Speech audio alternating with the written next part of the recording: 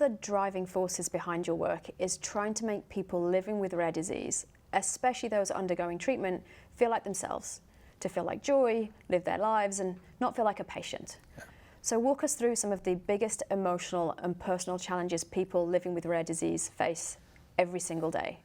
What does it mean to you to be a pioneer for these individuals to truly address what they're facing?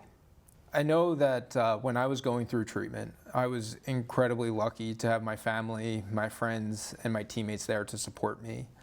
Even with all of that, the emotional toll that a rare diagnosis and the treatment can take on an individual or in a family is quite significant.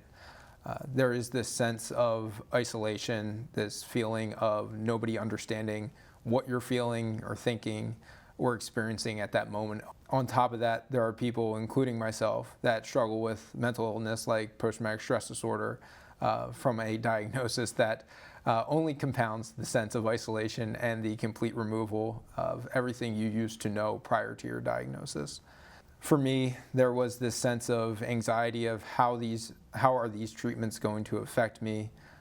What's the next scan going to show? How much time do I have left? Through all of that, I think back to the best days that I had when I was going through treatment. And it was the times that I was around my teammates and when I was around my friends.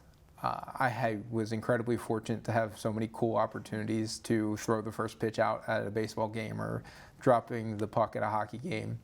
And those days for me were an escape from what I had to deal with on a daily basis.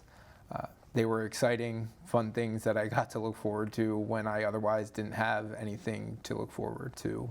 We wanted to leverage those relationships to support people impacted by a rare diagnosis by connecting them with our network of athletes and athletic organizations. Through a grant in 2022, we were able to establish our Uplifting Experiences program. And we piloted that program, held 12 events in 2022 that served about 170 individuals. And in 2023, we had our first full year of the program. We set a goal for ourselves to accomplish 20 events in that year.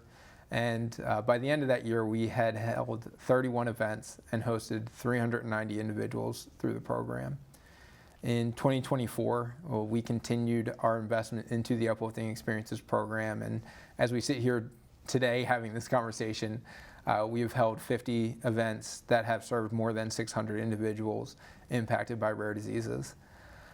So since we started in 2022, we have hosted more than 1,100 individuals across more than 80 events. And I know that we have so many more people that we look forward to serving through our program.